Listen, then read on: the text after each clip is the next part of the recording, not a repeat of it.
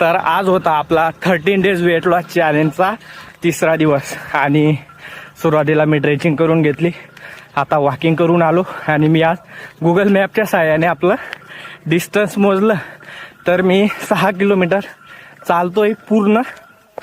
त्यानंतर आता आपलं जे एक्सरसाइज चालू आहे त्यामध्ये मी आपल्या गावठी एक्सरसाइज ॲड केल्या. त्याचबरोबर आपल्याला आता डाईट प्लॅन फॉलो करावा लागणार आहे. जसं की आपण किती जेवण करतोय, म्हणजे किती कॅलरीज खातोय, त्यानुसार आपल्याला किती कॅलरीज बर्न करावे लागतील. त्यानंतर फॅट लॉससाठी प्रोटीन, विटॅमिन्स आवश्यक असतात. मग कोणते जेवण आपण त्यासाठी केले पाहिजे जेणेकरून शरीराला त्या गोष्टींची कमतरता जी आहे तर ती पूर्ण होईल. या गोष्टीसुद्धा आपण आता फॉलोअप करणार आहोत.